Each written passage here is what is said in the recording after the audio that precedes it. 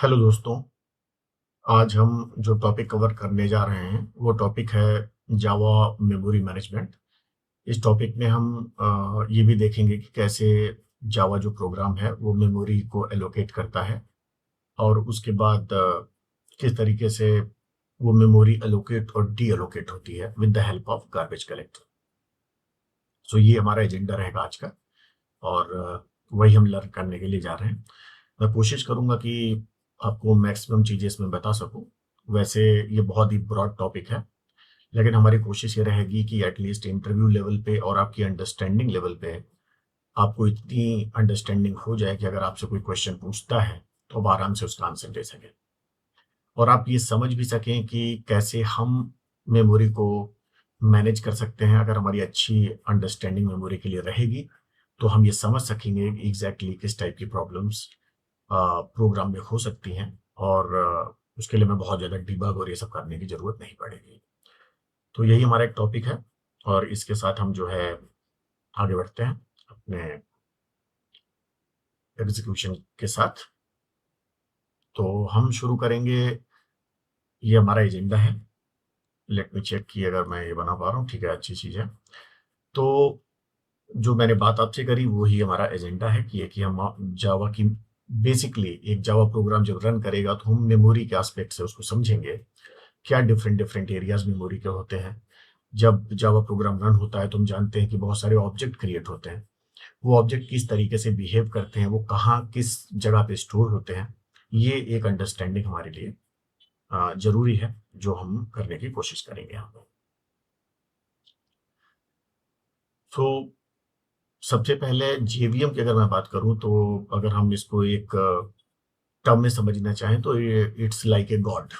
Java program के लिए जो जेवीएम है इसको हम जावा वर्चुअल मशीन बोलते हैं। ये अदर वर्चुअल मशीन के जैसी नहीं होती क्योंकि ये जिस ऑपरेटिंग सिस्टम पे इंस्टॉल होती है उसी ऑपरेटिंग सिस्टम को यूज करती है। अदर वर्चुअल मशीन्स में हम क्या करते हैं कि वहाँ पे उनके अपने सेपरेट ऑपरेटिंग सिस्टम भी होते हैं उन वर्चुअल मशीन में। मतलब हम एक कंप्यूटर को यूज करके उसमें बहुत सारी वर्चुअल मशीन्स बना सकते हैं और फिर उसके अलग अलग ऑपरेटिंग सिस्टम होते हैं। लेकिन जावा वर्चुअल मशीन जब आप इंस्टॉल कर लेते हो किसी भी टाइप के ऑपरेटिंग सिस्टम पे तो वो उसी ऑपरेटिंग सिस्टम का यूज करते हैं। बट जैसे मैंने बोला कि it's God for Java program, तो एक गॉड के जैसे यूज होती है। सारे के सारे जितने भी ऑपरेशंस होते हैं वो जेवीएम परफॉर्म करती है और आपके प्रोग्राम को रन करती है। ऑब्जेक्ट यूज करती है, उनको डीएलोकेट करती है। तो इनके जो भी जेवीएम के यूजेस हैं उनको हम देखते हैं। पहला है क्लास लोडिंग। हम जावा में पहले प्री डिफाइंड क्लासेस होती हैं जिनको हम बूटस्ट्रैप क्लासेस बोलते हैं। जैसे हम जेनरिक क्लासेस की बात करें, बहुत सारी क्लासेस हैं। अ, हम स्ट्रिंग क्लास की बात कर सकते हैं, हम एरे लिस्ट की बात कर सकते हैं, कलेक्शंस में बहुत सारी क्लासेस हैं, इनपुट आउट में बहुत सारी क्लासेस। तो ये सारी क्लासेस जो जावा ने जिसका कोड लिख के रखा हुआ है उसको हम बूटस्ट्रैप क्लासेस बोलते हैं। तो ये क्लासेस हो गई और उसके अलावा जो क्लासेस हम खुद लिखते हैं अपने प्रोग्राम की, जो भी हम अचीव करना चाहते हैं अपने प्रोग्राम को लिखने के थ्रू, वो क्लासेस हम लिखते हैं। तो वो एप्लीकेशन क्लासेस होती हैं।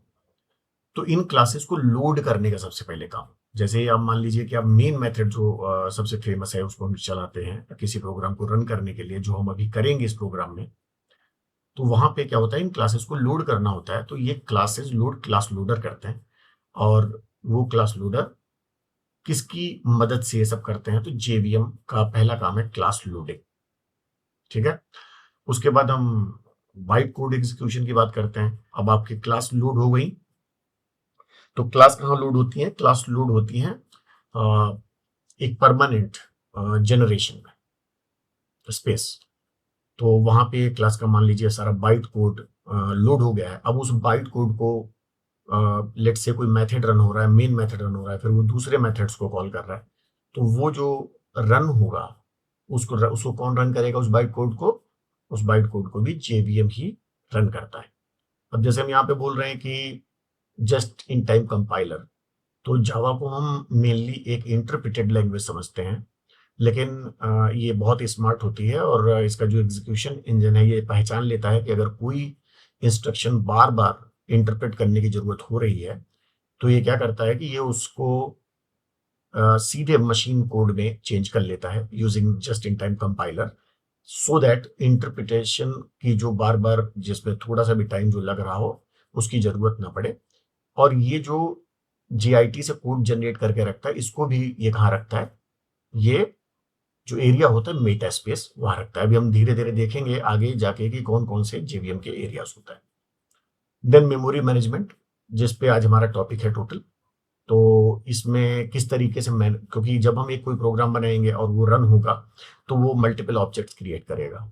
जैसे जैसे कोई भी मेथड रन होगा, जावा टोटल क्लासेस के थ्रू चलती है और उसके ऑब्जेक्ट्स क्रिएट होते रहते हैं। तो वो ऑब्जेक्ट्स अगर किसी एक लोकेशन पे क्रिएट होते रहते हैं, जो हमने यहाँ पे कह रहे हैं कि हीप स्पेस पे क्रिएट होते हैं ऑब्जेक्ट्स, तो वो ऑब्जेक्ट जब क्रिएट होते रहते हैं तो अगर लगातार ऑब्जेक्ट क्रिएट होते रहेंगे तो स्पेस भर जाएगी और फिर उसके बाद हमें आउट ऑफ मेमोरी और इस टाइप की एरर्स आएंगी। तो उसके लिए एक डायनेमिक प्रोसेस गार्बेज कलेक्शन होता है। और जेवीएम को जब ये नीड लगती है उसके थ्रेशोल्ड के हिसाब से, उसकी जो एग्जीक्यूशन जो भी उसने मतलब वो बना रखी हैं कंडीशंस, उन कंडीशंस पे उस प्रोसेस को ये गेम में लेके आता है। और उसके लाके जो भी ऑब्जेक्ट्स ऐसे हैं जो गार्बेज कलेक्टर हो सकते हैं, उनको टाइम टू टाइम उस प्रोसेस को रन करके ये ऑब्जेक्ट्स को कलेक्ट करता रहता है, जिससे कि और जो नए ऑब्जेक्ट बन रहे हैं उनके लिए स्पेस बनता रहे। तो ये कंटिन्यूअस प्रोसेस है कि ऑब्जेक्ट बनते रहते हैं और फिर ऑब्जेक्ट निकलते रहते हैं। तो ये प्रोसेस भी इसी का है, जेवीएम का। थ्रेड मैनेजमेंट हम कर सकते हैं। वैसे जब हम अभी मेन प्रोग्राम अपना रन करेंगे तो वहां पे केवल एक मेन थ्रेड रन होगा, लेकिन जब हम मल्टी थ्रेडिंग का यूज करते हैं अपने प्रोग्राम में, जैसे कि हमारा एग्जीक्यूशन फास्ट हो, हम ज्यादा कंप्यूटेशन कर पाए with the help of more threads, वहां पे सारे थ्रेड्स को मैनेज करना कि किस तरीके से कौन सा थ्रेड कब रन होगा और कब उसको स्टॉप करना है, दूसरा थ्रेड रन करना है। तो उनकी सारी जो उस टाइम पे जो उनकी जो कंडीशन है या उनकी जो स्टेटस है उस सबको सेव करना और दोबारा रीरन करना, ये सारा काम भी जेवीएम करती है। Run time environment, the JVM provides the runtime environment where Java application can execute, offering services such as exception handling, security check and performance monitoring। तो ये सारी चीजें ऑप्टिमाइज होता है इसके लिए जेवीएम, और ये आपको रन टाइम एनवायरनमेंट प्रोवाइड करता है। और उसके अलावा बहुत सारी चीज जैसे सिक्योरिटी चेक करना, परफॉर्मेंस की मॉनिटरिंग करना, ये सारी चीजें ये परफॉर्म करता है। तो ये इसके बड़े रोल हैं जिनके बारे में हमने बात की। अब हम आगे बढ़ेंगे। अब हम जावा मेमोरी की जब हम बात करते हैं तो हम दो टर्म में बात करेंगे। एक हम करेंगे कि जावा की कंडीशन जावा 8 से पहले क्या थी और जावा 8 और उसके बाद क्या है।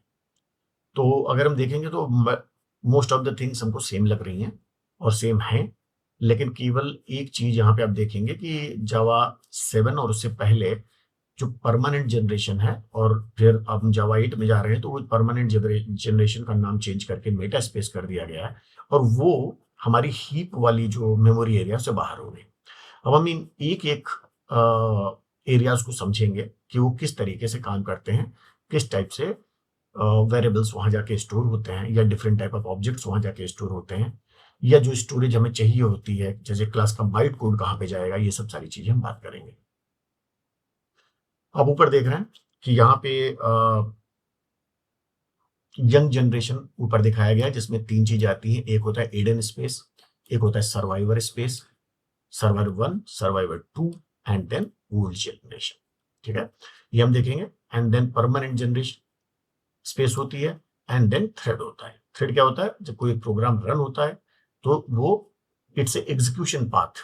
तो थ्रेड एक्चुअली एक स्टैक को लेता है और उस स्टैक पे डिफरेंट टाइप के जो methods one by one call होते रहते हैं, वो आते रहते हैं और उनके थ्रू ये स्टैक डेटा स्ट्रक्चर का यूज करके प्रोग्राम को रन करता है।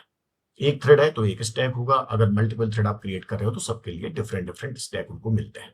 ठीक है, लेकिन हीप जो है, हीप मेमोरी एक ही रहती है। तो अब हम इसको इन अलग अलग स्पेसेस को समझेंगे आगे चल के, और हमें ये भी डिफरेंस हम देखते हैं कि एक चीज हम देख रहे हैं कि हम यहाँ हीप की बात कर रहे हैं और यहाँ हम नेटिव मेमोरी की बात कर रहे हैं। जब हम जावा 8 में गए तो हमने मेटा स्पेस को क्या किया, मेटा स्पेस को उठा के नेटिव मेमोरी में डाल दिया। ठीक है, डिफरेंस ये है कि ये जब जावा हम 7 में हुआ करते थे, जब हम जावा 7 में हुआ करते थे तो ये ओल्ड ये परमानेंट जनरेशन जो है, इसका जो साइज होता था वो फिक्स्ड होता था, तो हमें आउट ऑफ मेमोरी एरर मिलती थी अगर उससे ज्यादा स्टोरेज की जरूरत पड़ जाती थी।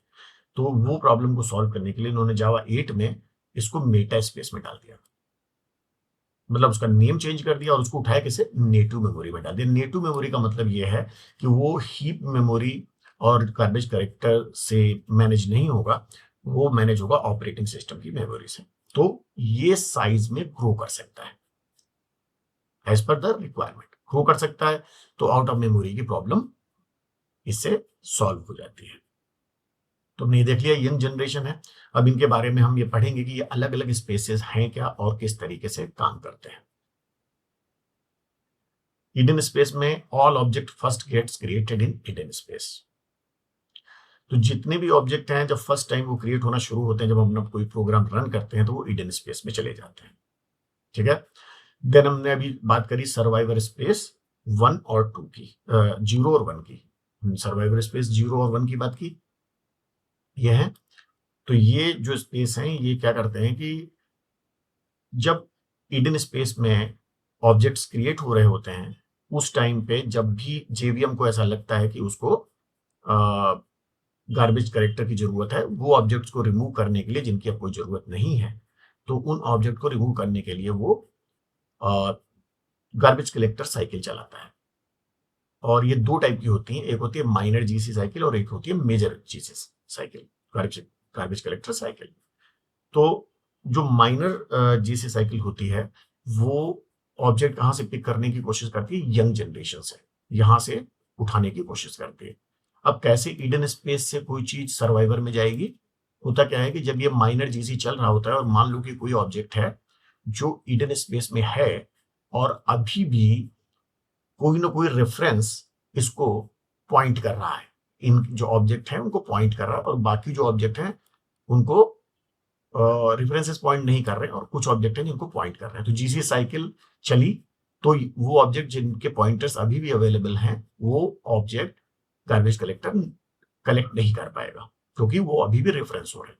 तो वो इस टाइप के ऑब्जेक्ट जो माइनर जीसी साइकिल को सरवाइव कर लेते हैं वो इन स्पेस में मूव किए जाते हैं। ठीक है। तो अपनी उनकी मेथोडोलॉजी है कि किस तरीके से मैनेज करना है मेमोरी को। और जब ऐसा होता है कि वो साइकिल का एक थ्रेशोल्ड बना के रखा हुआ है कि लेट्स से कि उसकी डिफॉल्ट वैल्यू 15 जीसी साइकिल होती है, 15 माइनर जीसी साइकिल्स।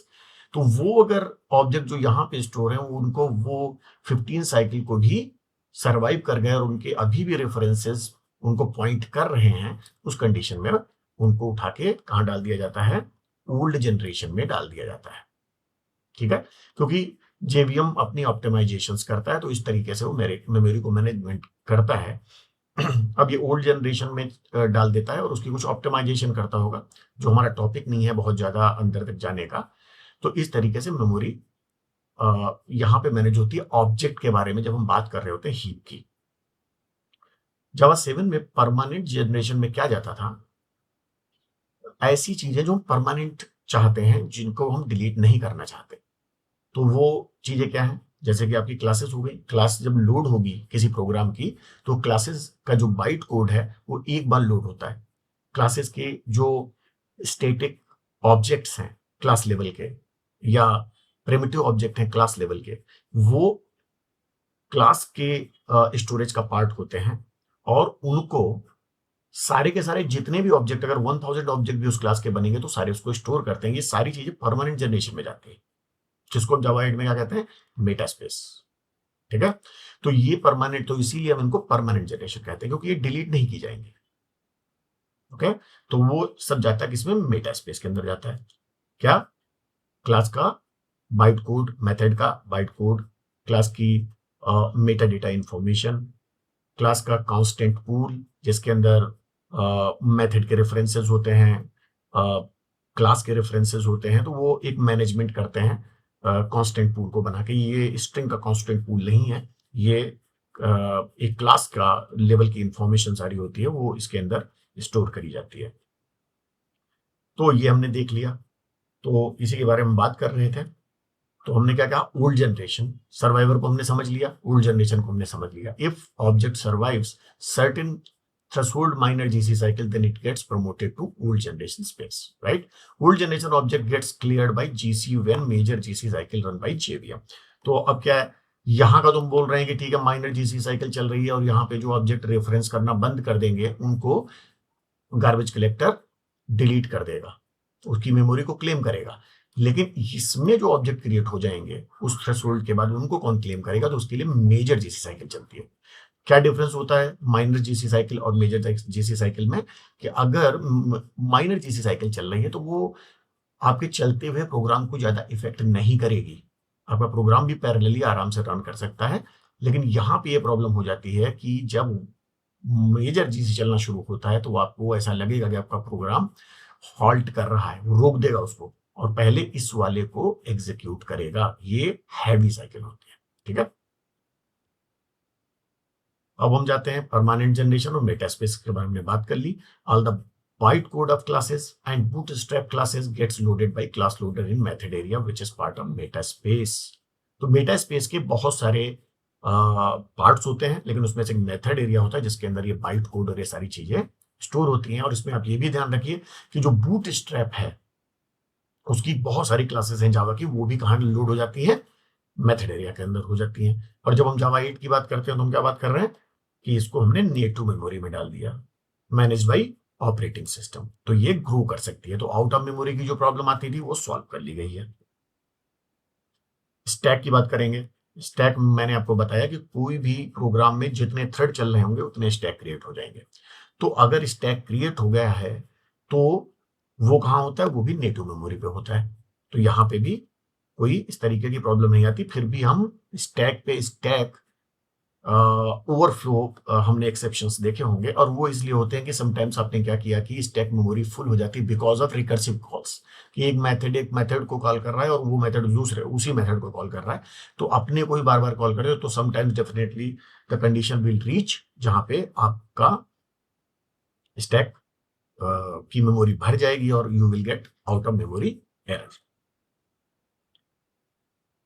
उसके बाद हम स्टैक की बात करें। The stack in Java is used to store method call frames including local variables, method parameters, return addresses, enabling the JVM to manage method execution and recursion।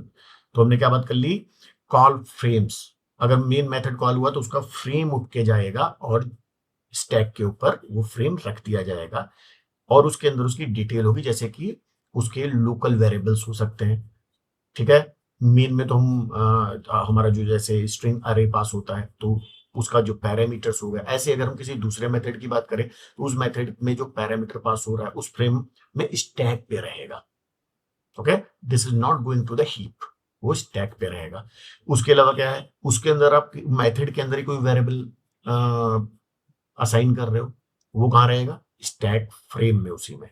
Return address, अब एक के ऊपर एक कई मेथड कॉल हो रखे हैं, जब एक मेथड खत्म हो जाएगा तो वो कहाँ लौट के जाएगा, उससे पहले वाले मेथड पे जिसने उसे कॉल किया था, तो उसके लिए एक रिटर्न एड्रेस रहता है उसके पास। तो ये सारी चीजें जाती है स्टैक पे। अब मैंने सबसे लास्ट में एक चीज की है, garbage collector and mark and sweep. Mark and sweep एक एल्गोरिथम है, garbage collector one of the algorithm है, इसके अलावा भी एल्गोरिथम है लेकिन मार्क एंड स्वीप की सबसे ज्यादा बात होती है। और ये गार्बेज कलेक्टर यूज करता है टू आइडेंटिफाई दैट कौन वो ऑब्जेक्ट्स हैं जिनसे मेमोरी फ्री करनी है, जिनको मुझे डिलीट करना है। तो उसके लिए ये एल्गोरिथम चलाता है और उस एल्गोरिथम के बेस पे उस चीज को करता है। एल्गोरिथम ये कैसे काम करती है ये हम आगे चल के देखेंगे। अब मैंने जो आपको स्लाइड में दिखा रहा हूं उससे पहले मुझे आपको एक प्रोग्राम दिखाना पड़ेगा क्योंकि हम वहां से बात करना शुरू करेंगे। तो यहाँ पे हम एक प्रोग्राम मैं आपको समझाता हूँ कि इसमें क्या है। इस प्रोग्राम के अंदर ये हमारे पास एक सिंपल जावा प्रोग्राम है जिसके अंदर एक क्लास है पब्लिक लेवल की जिसका नाम है मेमोरी डेमो। हमने यहाँ पे डिफरेंट टाइप के वेरिएबल्स क्रिएट किए हैं और मैं क्या करूंगा कि जो ये लेक्चर मैं बना रहा हूँ इस लेक्चर में नीचे मैं इस क्लास का आपको कोड दे दूंगा जिससे कि आप अपने आप भी रन करके इसको देख सकें।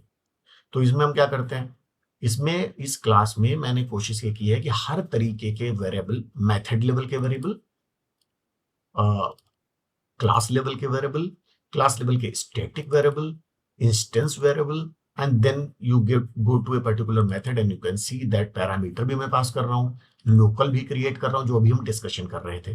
तो कहाँ पर क्या बात की थी हमने कि ये जो किसी मेथड के वेरिएबल हैं, जैसे कि एक ये पैरामीटर पास कर रहे हैं या लोकल वेरिएबल है, या ये जो रेफरेंस है जो अंदर इसके मेथड के क्रिएट हो रहा है, कहाँ जाएगा, कहाँ पे स्टोर होगा। जब ये मेथड रन कर रहा होगा तो इसके लिए जो स्टैक फ्रेम बनेगा, उस स्टैक फ्रेम के अंदर ये सारी चीजें जाएंगी। तो अब हम बात करते हैं कि इस प्रोग्राम के अंदर क्या है। इस प्रोग्राम में हम जो है 3 मेथड यहाँ पे यूज कर रहे हैं, जो कि इंस्टेंस मेथड है, मेथड 1, मेथड 2 एंड मेथड 3। और इन मेथड्स में क्या हो रहा है, इसमें बिल्कुल सेम स्ट्रक्चर है सबका, एक एक पैरामीटर जा रहा है, उसके बाद एक लोकल वेरिएबल हम कर रहे हैं, और फिर एक एक्टर ऑब्जेक्ट क्रिएट कर रहे हैं। एक्टर ऑब्जेक्ट को हमको देखना होगा, सिंपल सा ऑब्जेक्ट है, इसके अंदर 3 प्रॉपर्टी है, नेम है, कौन सी मूवी एक्टर ने करी है और कौन से ईयर में करी है। हमने एक कंस्ट्रक्टर बनाया हुआ है एक्टर का, और जब हम इस कंस्ट्रक्टर को कॉल करेंगे तो ये आपको बताएगा कि ऑब्जेक्ट क्रिएटेड। ठीक है, इस बंदे के लिए ऑब्जेक्ट क्रिएट किया जिसका नाम हीरो का ये है, इसने मूवी इस ईयर में करी और ये मूवी करी। फिर हम गेटर ले रहे हैं जिससे कि हम उसकी वैल्यूज को पता कर पाए। एक चीज जो आपको अटेंशन पे करनी है वो है फाइनलाइज मेथड। फाइनलाइज मेथड कहां से आता है, ये ऑब्जेक्ट क्लास का मेथड है, और ये तब कॉल होता है जब कोई ऑब्जेक्ट जस्ट गार्बेज कलेक्टेड होने वाला होता है, उसे जस्ट पहले कॉल किया जाता है।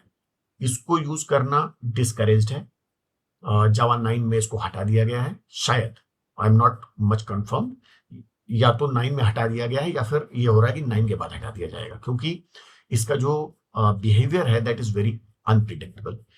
लेकिन यहां हम इसको इसलिए यूज कर रहे हैं जिसमें कि हम आपको ये दिखा सके, क्योंकि हमें पता चलेगा जैसे कोई एक्टर ऑब्जेक्ट को गार्बेज कलेक्टर क्लेम करेगा, हम उस टाइम पे ये जान जाएंगे, क्योंकि system dot out dot println से ये लाइन वहां पे प्रिंट होगी कि ये वाला ऑब्जेक्ट, ये वाला हीरो जिसने इस ईयर में और ये मूवी की थी, गार्बेज कलेक्ट किया जा रहा है।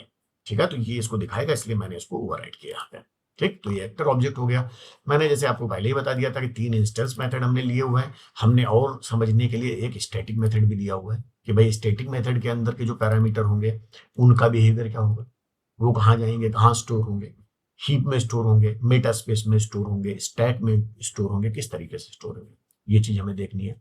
फिर हमने क्या किया कि मेथड जो 3 है उसमें हमने मेथड को थोड़ा लॉन्ग रनिंग रखा है, 5 सेकंड के लिए हम उसको रन करते हैं, थ्रेड को यूज करके, थ्रेड क्लास का मेथड यूज करते हैं स्लीप करके, और इसको 5 सेकंड के लिए हम रोकते हैं, ये दिखाने के लिए कि इसके पहले के जो मेथड है वो जैसे जैसे रन करते चले जाएंगे, वो क्या करेंगे, स्टैक फ्रेम उनका हटता जाता है, यही होता है, लास्ट इन फर्स्ट आउट पे काम करता है स्टैक। तो जैसे जैसे मेथड फ्रेम जाते रहते हैं, फिर जैसे ही वो मेथड कंप्लीट होता है उसका स्टैक फ्रेम उड़ जाता है, तो वो जो भी डेटा अपने साथ लिया होता है वो भी उड़ जाता है वहां से। हम कैसे इसको कॉल करेंगे ये देखते हैं। एक और हम आपको चीज दिखा रहे हैं, ये एक हम क्लियर स्टैटिक एक्टर करके हमने मेथड बनाया हुआ है जो हम यहाँ से कॉल कर रहे हैं मेन से। और यहाँ हम क्या करते हैं कि जो हम एक ऑब्जेक्ट बनाते हैं क्लास लेवल पे, ये जो हम एक्टर ऑब्जेक्ट बना रहे हैं इसको नल कर देते हैं। क्यों करते हैं ये हम अभी समझेंगे, इससे हमको क्या अचीव होगा। अब हम यहाँ आते हैं, हमने यहाँ पे क्या देखा, मेन मेथड में हम क्या कर रहे हैं। मेन मेथड में सबसे पहला काम हो रहा है, मेमोरी डेमो हमारा जो क्लास है उसका हम बनाते हैं ऑब्जेक्ट। ठीक है, न्यू यूज करके इसका ऑब्जेक्ट बनाते हैं। ऑब्जेक्ट जब हम बना रहे हैं तो इसी के साथ एक और ऑब्जेक्ट बनेगा, क्योंकि मेमोरी डेमो में कि हमने कंस्ट्रक्टर को कॉल किया है। तो अब कंस्ट्रक्टर को कॉल किया, यहाँ पे प्रिमिटिव वैल्यू पास की, एक्टर का नेम पास किया, मूवी पास की और ईयर पास किया। और ये देखिए, ये जो क्लास लेवल पे मैंने एक्टर बना रखा था इंस्टेंस, एक तो ये स्टैटिक बन गया सीधे वन लाइनर में, और एक ये ऑब्जेक्ट के साथ हमने बनाया तो एक एक्टर बन गया। तो मेमोरी डेमो जो ऑब्जेक्ट बन रहा है वो अपने अंदर एक इस इंस्टेंस वेरिएबल को रखता है, ठीक है, और साथ में एक एक्टर ऑब्जेक्ट को वहीं से रेफरेंस कर देता है। अब ये सारी चीजें मेमोरी में कैसे होंगी वो मैं आपको भी एक्सप्लेन कर दूं। ठीक है, आपको मुझे लगता है प्रोग्राम समझ में आ गया। सिंपल 3 मेथड्स हैं इंस्टेंस के, एंड देन एक हमारे पास मेथड है स्टैटिक का। मेन मेथड में हम जाते हैं, वहां से सबसे पहले मेमोरी डेमो का ऑब्जेक्ट बनाते हैं, फिर स्टैटिक मेथड पहले कॉल कर देते हैं, फिर हम डेमो इंस्टेंस को कॉल कर देते हैं, फर्स्ट इंस्टेंस को, फिर दूसरे इंस्टेंस को कॉल करते हैं, देन क्लियर कर देते हैं लियोनार्डो दी कैप्रियो को नल से। पहले ऑब्जेक्ट बना और उसके बाद उसको नल कर दिया। नल कर देते हैं, फिर हम फोर्स करते हैं गार्बेज कलेक्टर को रन करने के लिए कॉल करके सिस्टम डॉट जीसी से। इसका जो बिहेवियर है वो ऐसा नहीं है कि अगर आप इसको यहाँ लिख देंगे तो ये कॉल हो जाएगा, ये टोटली अप टू जेवीएम है। लेकिन एज हमारा प्रोग्राम बहुत छोटा है और समटाइम्स इट विल रन, ठीक है। वैसे ये पूरा का पूरा डिस्क्रिप्शन डिसीजन जेवीएम से आता है, ठीक है। और उसके बाद हमने लॉन्ग रनिंग मेथड को यहाँ रन करते हैं। तो उससे क्या हो जाएगा, सबसे पहले जब मेन मेथड रन करेगा तो ये जाएगा, इसका स्टैक फ्रेम पहुंच जाएगा स्टैक के ऊपर। उसके बाद जब ये स्टैटिक मेथड को कॉल करेगा तो मेन से ही स्टैटिक मेथड कॉल हो रहा है तो स्टैटिक मेथड का रेफरेंस जाएगा, इसका मतलब स्टैक पे फ्रेम चला जाएगा। लेकिन जब ये वाला मेथड कॉल होगा तो स्टैटिक का फ्रेम उड़ चुका होगा वहां से। ऐसे ही जब ये वाला मेथड कॉल होगा तो इस वाले मेथड का जो है स्टैक फ्रेम उड़ चुका होगा स्टैक से, तो ये जो कुछ भी वेरिएबल जो कुछ भी वैल्यूज लेके अपने साथ जाएंगे वो सारी चीजें भी हट चुकी होंगी। देन हम क्लियर कर देंगे इसको कि हम उसको नल बना दें इस ऑब्जेक्ट को, जो कि स्टैटिक क्लास लेवल का हमारे पास ऑब्जेक्ट है। ये जो क्लास लेवल का ऑब्जेक्ट है जो हमने बनाया वन लाइनर में, इसको नल कर देंगे इसका बिहेवियर समझने के लिए। एंड देन फाइनली क्या होगा, हम फोर्स करेंगे कि आप जीसी चलाओ जेवीएम को। एंड देन फाइनली हम मेथड 3 को कॉल करेंगे एंड देन फाइनली हमारा मेथड खत्म हो जाएगा। आई होप आपको बहुत ढंग से ये प्रोग्राम समझ में आ गया होगा, बहुत ही सिंपल सा प्रोग्राम है। और फिर हम इसके आगे की बात करेंगे, ठीक है। वन वन लाइनर आपको मैं बताता जाऊंगा और उसके बाद हम काम करेंगे, ठीक है। तो हम अब वापस जाते हैं अपनी स्लाइड पे।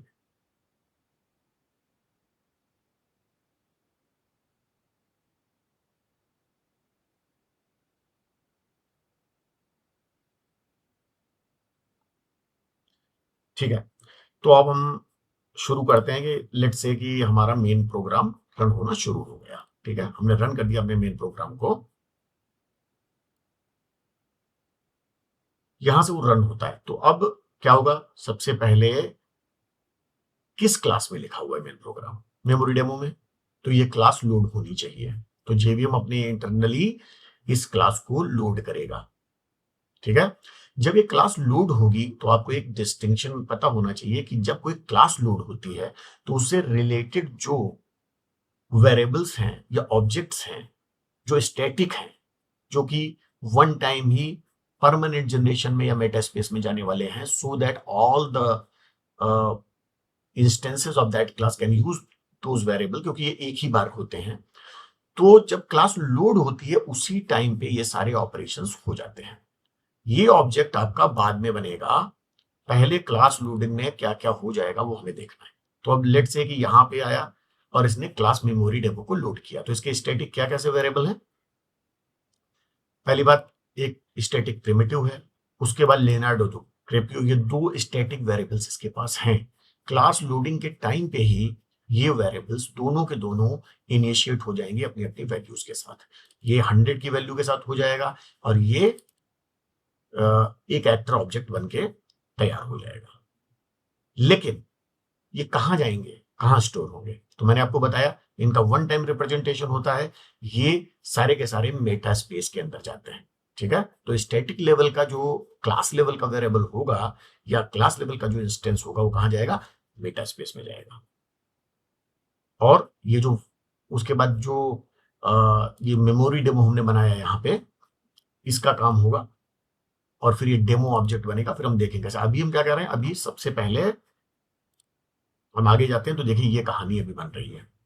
जब क्लास लोड ही हो रही है और एक्टर ऑब्जेक्ट अभी भी बना नहीं है, ठीक है, तो वहां पे सिचुएशन क्या हो जाएगी कि class static primitive Meta space पे 100 वैल्यू के साथ चला गया। और ये लोडिंग में दिखाना चाह रहा था पहले, अगर मैं पहले की बात करूं तो ये मैं लोडिंग दिखाना चाह रहा था। और ये लोडिंग कैसी होती है, लेजी लोडिंग का मामला होता है इसमें। अगर मेमोरी डेमो पहले आ गया, जब जेवीएम एग्जीक्यूट कर रहा है इंस्ट्रक्शंस को, तो इसको लोड करेगा, और जब एक्टर का पहला रेफरेंस आएगा तो उसको लोड करेगा, ठीक है। और हीप और ये दोनों हमारे अभी खाली पड़े हुए हैं। अब हम क्या देखते हैं कि क्लास लेवल का हमारा जो वेरिएबल है, ये जो हमारे वेरिएबल हैं और ये इंस्टेंस वेरिएबल है, ये दोनों के दोनों कहाँ गए, ये दोनों यहां आ गए। स्टैटिक प्रिमिटिव आ गई, लियोनार्डो डिकैप्रियो का जो रेफरेंस बना वो यहां आ गया, और ऑब्जेक्ट कहां बना जाके, ऑब्जेक्ट कहां पे बना, लियोनार्डो डिकैप्रियो इंसेप्शन हीप पे बना। इतना काम हो गया है, ठीक है। अभी क्लास लोडिंग के टाइम पे इतना काम हो चुका है, ठीक है। जब हमने क्लास लोड की तभी इतना काम हो चुका है, ठीक। स्टैक पे कोई फ्रेम नहीं है अभी, मेन मेथड के अंदर हमने क्लास रेफरेंस कर लिए, स्टैक पे कोई फ्रेम नहीं है, ठीक। अब हम आगे बढ़ते हैं। आगे जब हम बढ़ेंगे तो हम क्या कर रहे थे, सबसे पहले ये तो ऑब्जेक्ट अपने आप ही बन गया, ये वाला, क्योंकि क्लास लोडिंग के टाइम ही बन गया। अब हम आएंगे नीचे और यहाँ हम देखेंगे कि हम क्या कह रहे थे, मेमोरी डेमो का ऑब्जेक्ट बनाना चाह रहे थे हम, टॉम हैंक्स के साथ, फॉरेस्ट गंप के साथ। हमने अभी किसका बनाया, लियोनार्डो डिकैप्रियो का बनाया। अब क्या होगा, आगे जब हम बढ़ेंगे इसी लाइन के लिए तो हम आगे जाएंगे और हम ये देखेंगे अब सिचुएशन ऐसी कुछ हो गई है। मेन फ्रेम हमारा इंट्रोड्यूस हो गया स्टैक के ऊपर,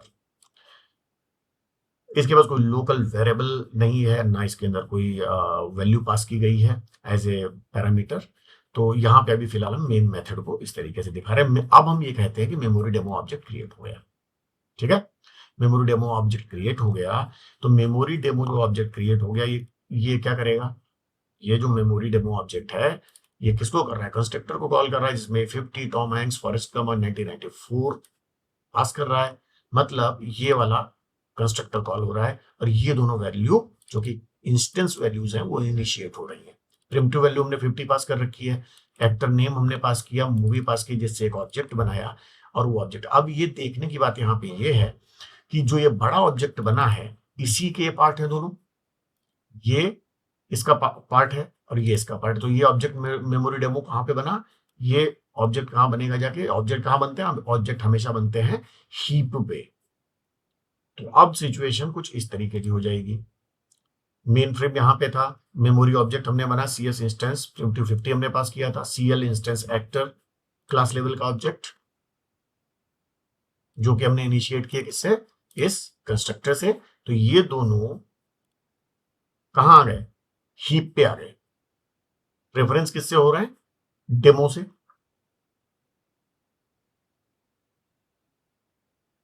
डेमो से, ठीक है, इससे रेफरेंस हो रहा है। तो यहां से ये डेमो से रेफरेंस हो गया। अब देखो ये जो इंस्टेंस एक्टर है इसका भी ऑब्जेक्ट कहां बनेगा, ऑब्जेक्ट ही पे बनते हैं, तो ये ही पे बन गया। और इसका रेफरेंस भी कहां से आ रहा है, चूंकि मेमोरी डेमो के पार्ट थे ये दोनों, तो CL इंस्टेंस एक्टर कहां पे है, मेमोरी डेमो हीप पे ही है और हीप से इसको पॉइंट कर रहा है।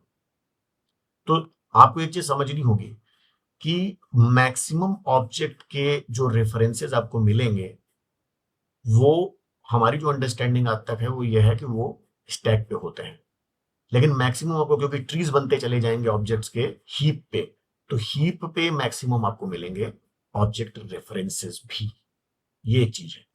बाकी इसकी कहानी हम पहले ही कर चुके हैं कि हमने स्टैटिक एक हमारा क्लास लेवल का ऑब्जेक्ट था, उसके 100 वैल्यू थी, लियोनार्डो डिकैप्रियो बना था जो यहाँ पे आके अपने को पॉइंट कर रहा था, ठीक है। तो ये अभी सिचुएशन है, इस ऑब्जेक्ट का भी पॉइंटर हमारे पास है, इस ऑब्जेक्ट का भी पॉइंटर हमारे पास है, और इसका भी पॉइंटर हमारे पास यहां से है डेमो ऑब्जेक्ट के थ्रू, ठीक है। तो हमने अभी तक पहली लाइन ये कंप्लीट कर ली, इतने में ये कहानी हो गई। अब हम स्टैटिक मेथड पे जाएंगे। स्टैटिक मेथड कॉल करो, किससे कॉल कर रहे हैं, 400 से, पैरामीटर पास हुआ 400, इसके अंदर एक लोकल प्रिमिटिव ऑब्जेक्ट है जिसकी वैल्यू 50 है, और फिर हमने एक ऑब्जेक्ट क्रिएट किया इसके अंदर एक्टर का। तो कौन सी चीज है, पैरामीटर 400,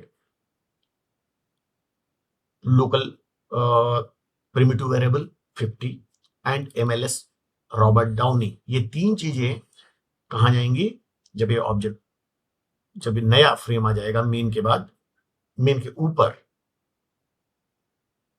तो ये आ गया स्टैटिक ऑब्जेक्ट का फ्रेम, ये देखो।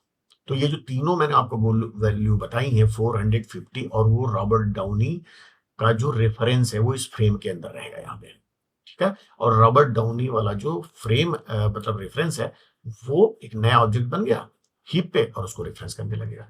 अभी तक जितने भी ऑब्जेक्ट हमने बनाए हैं उन सबको कोई ना कोई रेफरेंस कर रहा है, ठीक है। अब जब हम आगे बढ़ेंगे तो हम किसको कॉल करेंगे, इंस्टेंस मेथड वन को कॉल करते हैं। वन को कॉल करेंगे, सेम बिल्कुल वो है, एक पैरामीटर पास कर रहे हैं, एक लोकल प्रिमिटिव है, जॉनी डेप का ऑब्जेक्ट है। ये तीनों कहां जाएंगे, फिर ये फ्रेम पे जाएंगे, नया फ्रेम बनेगा इंस्टेंस मेथड वन के लिए। लेकिन एक चीज जो यहां ध्यान देने के लिए जरूरी है कि ये जब ऑब्जेक्ट रन होना, ये जब मेथड रन होना चालू होगा तो ये जो स्टैटिक ऑब्जेक्ट है ये चला जाएगा, क्योंकि ये कंप्लीट हो चुका, रन होके कंप्लीट हो चुका, ये चला जाएगा। इसकी जगह कौन सा आएगा, इंस्टेंस मेथड वन का ऑब्जेक्ट आएगा।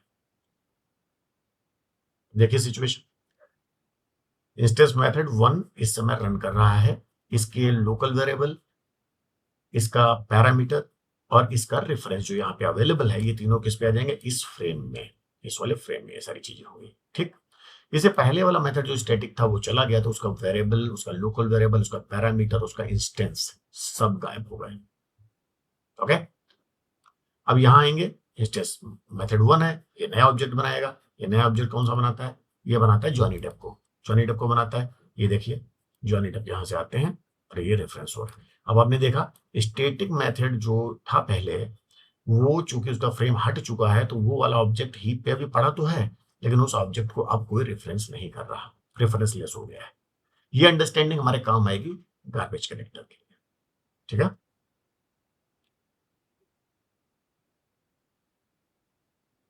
तो हमारा मेथड वन अभी रन कर रहा था। लेट मी गो बैक, ऐसे नहीं चलेगा ये।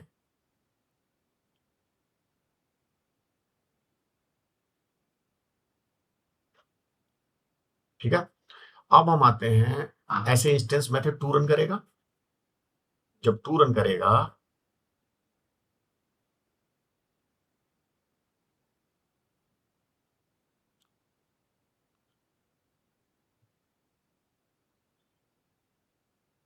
स्टैटिक मेथड चल गया, इंस्टेंस मेथड वन चल गया, अब ये टू चल रहा है। अब टू में हम कैन कैन रीव्स को क्रिएट कर रहे हैं। ये देखो फिर वही कहानी, एक पैरामीटर, एक लोकल और कैनी रीव्स का रेफरेंस। ऑब्जेक्ट कहां क्रिएट होगा, हीप पे। ये सारी तीनों चीजें कहां जाएंगी, फ्रेम पे। तो यहां चले जाते हैं, ये जो फ्रेम बना हुआ है इसमें लोकल पैरामीटर और लोकल वेरिएबल एंड इंस्टेंस, और वो किसको कर रहा है, कैन्यू रीव्स को। यहां पे क्या रहा है, कैन्यू रीव्स को यहां से कर रहा है। अब क्या हुआ, अभी इससे पहले क्या चल रहा था, इंस्टेंस मेथड वन चल रहा था, जिसका जॉनी डेप, जॉनी डेप का रेफरेंस जो फ्रेम था वो यहां से गायब हो गया। गायब हो गया तो उसके सारी चीजें गायब हो गई, मतलब इसका रेफरेंस, अब इसको कोई रेफरेंस नहीं कर रहा जॉनी डेप को। आगे बढ़ते हैं, आगे हमने क्या किया, मेन मेथड में गए। मेन मेथड में हमने टू मेथड तो ये कॉल कर लिए। अब हम क्लियर स्टैटिक वेरिएबल का मेथड कॉल कर देंगे। तो क्लियर स्टैटिक वेरिएबल क्या कर देगा, सीएलएस लेनार्डो कैप्रियो को नल बना देगा। तो ये कहां पड़ा हुआ था, मेटा स्पेस पे पड़ा हुआ था। तो मेटा स्पेस पे चलते हैं, ये देखो लेनार्डो कैप्रियो अभी तक क्या कर रहा है, ये इसको रेफरेंस कर रहा है। लेकिन हमने क्या किया, अगले स्टेप में इसको नल बना दिया, इसको नल बना दिया प्रोग्रामेटिकली। तो अब नल बन जाने की वजह से ये इसको पॉइंट नहीं करेगा। ठीक है, क्योंकि ये नल हो गया। तो ये भी हमें, अब क्या करेंगे, इस वाले एक्टर को भी गेम में ले लेंगे। ये फिगर पे आप नहीं देख पा रहे हो, मैंने इसका डायग्राम अपडेट नहीं किया। लेकिन अब जब ये हम नल बना देंगे कॉल करने के बाद, तो ये भी फ्रेम रेफरेंस नहीं होगा, मतलब ये जो एक्टर ऑब्जेक्ट है लियोनार्डो डिकैप्रियो, ये अब किसी भी उससे नहीं होगा, क्योंकि ये नल हो चुका है। ठीक है, तो उसको कोई रेफरेंस अब नहीं मिल रहा। ठीक है, तो ये मेरा थोड़ा ये रॉन्ग है। ये आप समझ सकते हो कि अब ये नल रेफरेंस से हो रहा है, तो मतलब इसको कुछ भी नहीं कर रहा। तो कितने हो गए हमारे, जॉनी डेप को कोई नहीं कर रहा, रॉबर्ट डाउनी को कोई नहीं कर रहा, केनू रीव्स को कोई नहीं कर रहा।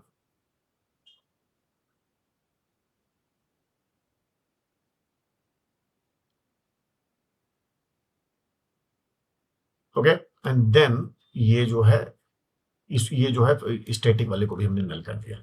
ठीक है,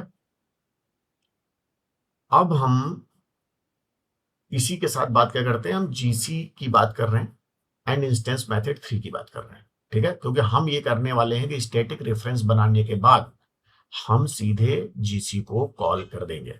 अगर हम इसके पीछे जाके देखें, हमने ये 2 हो गए थे और उसके बाद अब जब हम हमारा मेथड नंबर 3 रन करना चालू होगा तो 2 हट जाएगा। मेथड नंबर 3 जब चालू होगा तो 2 हट जाएगा, 2 हट जाएगा तो फिर ये कैन रूल्स भी रेड में आ जाएंगे। वही चीज हम यहाँ पे दिखा रहे हैं। ठीक है, तो हम ये दिखाने की कोशिश कर रहे हैं कि हम पहले जीसी रन कर रहे हैं। सबसे पहले स्टैटिक वेरिएबल को नल कर देते हैं, जिसमें कि ये भी एलिजिबल हो जाए गार्बेज कलेक्शन के लिए। एंड देन फाइनली हम क्या करने वाले हैं, हम फिर उसके बाद गार्बेज कलेक्टर को रन कर देंगे। रन करके फिर हम इंस्टेंस मेथड 3 चलाएंगे। ठीक है, तो ये इस वाली स्लाइड में समझाने की कोशिश की गई है। अब हम देखते हैं इससे हम क्या करेंगे, हम प्रोग्राम रन करके देखेंगे। लेकिन जब हम जीसी चलाएंगे और सिचुएशन अगर हम ये अब समझ रहे हैं कि ठीक है भाई, right now instance method 3 run कर रहा है, स्टैटिक मेथड और 2 इंस्टेंस मेथड से जो भी ऑब्जेक्ट क्रिएट हुए थे उनको कोई भी अब रेफरेंस नहीं करता। एक्टर का रेफरेंस नल हो चुका है मेटा स्पेस में, इसको भी नहीं करता, और हमने अब जीसी चला दिया। ठीक है, जीसी चला दिया और जीसी चलाने के तुरंत बाद क्या हो रहा है, ये देखिए जीसी चला दिया। जीसी चलाने के तुरंत बाद हमने इंस्टेंस मेथड 3 को कॉल कर लिया। तो अब करंट इंस्टेंस कौन सा आ गया है, इंस्टेंस मेथड 3 चल रहा है। तो ये मैंने एक ही स्लाइड में दिखाने की कोशिश की है कि अभी 3 चल रहा है। मान लीजिए जब मैंने इसके जस्ट पहले जीसी चलाया और इसीलिए इंस्टेंस मेथड में हमने इसको 5 सेकंड का डिले दिया, जिसमें कि जब अभी हम जीसी ये रन कर जाएगा, प्रोग्राम रन करेंगे, तभी भी 5 सेकंड तक वो चलता रहेगा। मतलब उसका स्टैक फ्रेम अवेलेबल रहेगा, जिससे मैं आपको मार्क एंड स्वीप एल्गोरिथम दिखा सकूंगा। ठीक है, तो अब होगा क्या, लेट्स से कि मैंने इस कंडीशन में जब ये तीसरा वाला मेथड अभी 5 सेकंड टाइम लेगा ये, तो ये जब रन कर रहा है, जब ये रन कर रहा है उसी टाइम मैंने जीसी चला दिया। जीसी चला दिया तो क्या होगा, जीसी की जो एल्गोरिथम है मार्क एंड स्वीप, वो क्या करती है, वो ये देखती है कि स्टैक पे जाके देखती है, मेटा स्पेस में जाके देखती है कि ऐसे कौन कौन से रेफरेंस हैं जो हीप पे किसी ऑब्जेक्ट को रेफर कर रहे हैं। उसके अलावा जो भी ऑब्जेक्ट हीप पे हैं उनको डिलीट कर दो।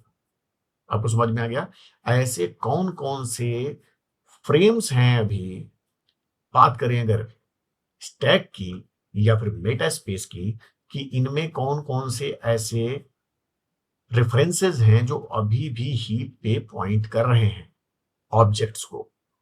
उसके अलावा जितने भी ऑब्जेक्ट्स हैं उनको डिलीट कर दो। तो अभी हमने क्या देखा, इसको हम नल बना चुके हैं, तो ये पहले रेफरेंस करता था, अब रेफरेंस नहीं कर रहा, ये रेफरेंस नहीं कर रहा। इससे पहले मैंने स्टैटिक मेथड चलाया और 2 इंस्टेंस मेथड चलाए, उनके रेफरेंस यहां से उड़ चुके थे क्योंकि उनके फ्रेम उड़ गए। तो ये 3 ऐसे, लेकिन कर कौन रहा है, अगर मार्क करेगा तो कौन सा कर रहा है, मेथड 3 अभी रन कर रहा है। और इससे पता चलता है कि इसका जो एक्टर है टॉम क्रूज। अगर हम देखें तीसरा मेथड है इंस्टेंस का, तो हम यहाँ पे टॉम क्रूज को क्रिएट कर रहे हैं इंस्टेंस मेथड 3 को। तो हम क्या सिमुलेट कर रहे हैं कि जीसी तो चल चुका है और ये भी रन कर रहा है, तो जीसी इसको कुछ नहीं कर पाएगा। ठीक है, इसके अलावा ये जो कुछ भी देखता है, यहाँ पे आके देखता है, तो ये देखता है कि ठीक है, ये केवल ये वाला एक रेफरेंस है जो टॉम क्रूज को रेफरेंस कर रहा है। इसके अलावा जो कुछ भी यहाँ पे अवेलेबल है उसमें एक दूसरी चीज क्या है, मेन मेथड जब हमने रन किया था तो मेन मेथड हमारे एक ऑब्जेक्ट को रेफरेंस कर रहा था जो था मेमोरी डेमो। इस मेमोरी डेमो को कर रहा था। मेन मेथड अभी भी रन कर रहा है, जब अभी इंस्टेंस मेथड 3 रन कर रहा है तो मेन मेथड भी रन कर रहा है। ठीक है, मेन मेथड अभी खत्म नहीं हुआ है, तो इसके अंदर जो ऑब्जेक्ट था वो भी जिंदा है, इसका भी रेफरेंस अवेलेबल है, इसका भी रेफरेंस अवेलेबल है। किसका, मेमोरी डेमो 3 का भी रेफरेंस अवेलेबल है। और दूसरा किसका अवेलेबल है, तो ये मार्किंग हो रही है गार्बेज कलेक्टर की, उसने मार्क कर लिया कि भाई ये 2 ऑब्जेक्ट हैं जिनके रेफरेंस मेरे पास अवेलेबल है, इसके अलावा जो कुछ भी है उसको उड़ा के बाहर फेंक दो। क्या है, लियोनार्डो कैप्रियो को फेंका जाएगा, जॉनी डेप को, रॉबर्ट डाउनी जूनियर को और कैनू रीव्स को। ठीक है, इसकी कोई गारंटी नहीं है कि पहली बार की जीसी साइकिल में ये इनको उड़ा ही दे सबके सब ऑब्जेक्ट्स को। उसका बिहेवियर है, अपने ऑप्टिमाइजेशन है। कई बार ये सारे ऑब्जेक्ट को एक साथ उड़ा देगा, इन चारों को, कई बार आपको लगेगा 3 को उड़ा दिया, 2 को उड़ा दिया, तो वो उनका वो, लेकिन ये गारंटीड है कि ये रिक्लेम कर लिए जाएंगे, चाहे इस साइकिल में या इसके बाद वाली साइकिल में रिक्लेम कर लिए जाएंगे। तो मार्क एंड स्वीप आपने कैसे समझा कि ये यहां जाएगा, यहाँ जाएगा, यहाँ से रेफरेंसेस को देखेगा और उससे पता लगा लेगा कि भाई ये ऑब्जेक्ट अभी जिंदा है क्योंकि इनके रेफरेंसेस मेरे पास अवेलेबल है। इसके अलावा जो कुछ भी बचा हुआ है उसको उठा के खत्म कर दो। हम आगे जाएंगे। मैंने आपको बताया था कि जो सिचुएशन बन गई वो सिचुएशन फिर क्या बनी, ये बात हो जाएगी जब मेथड 3 भी हमारा रन कर जाएगा। अब हम क्या करेंगे, अब हम जरा अपने प्रोग्राम को रन करके देखेंगे। ठीक है, तो हम देखते हैं कि ये जीसी कॉल होने के बाद जीसी कॉल हो जाएगा तो कंडीशन क्या हो जाएगी, स्टैटिक मेथड ने जो ऑब्जेक्ट क्रिएट किया था, इंस्टेंस ने जो क्रिएट किया था, टू ने किया था, और फिर हमने एक ये जो नल बना दिया, ये सारे ऑब्जेक्ट उड़ जाने चाहिए। तो वो हम चल के देखेंगे। ठीक है, इसको चलाते हैं प्रोग्राम को। आपको याद है कि एक्टर मेथड में हमने क्या आपको समझाया था कि कोई ऑब्जेक्ट जब भी गार्बेज कलेक्टेड होगा, हो जाएगा, तो ये प्रिंट करेगा इज बीइंग गार्बेज कलेक्टेड। तो गार्बेज कलेक्टर उसको क्लेम कर लेगा। तो इससे हम पता लगा लेंगे कि ये वाला ऑब्जेक्ट क्लेम हो रहा है। ठीक है, तो हम इसको चलाते हैं प्रोग्राम को।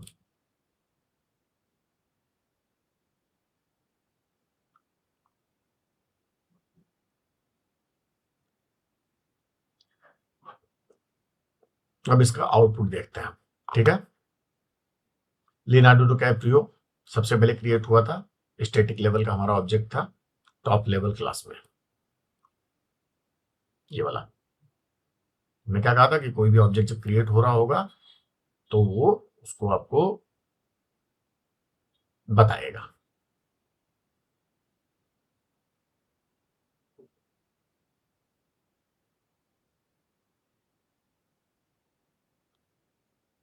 ये देखिए, हर ऑब्जेक्ट और एक्टर का जब इंस्टेंस चलेगा तो ये बताएगा कौन सा क्रिएट हो रहा है। तो डिकैप्रियो क्रिएट हुआ, टॉम हैंक्स ऑब्जेक्ट क्रिएट हुआ। टॉम हैंक्स कहां पे क्रिएट हो रहा था,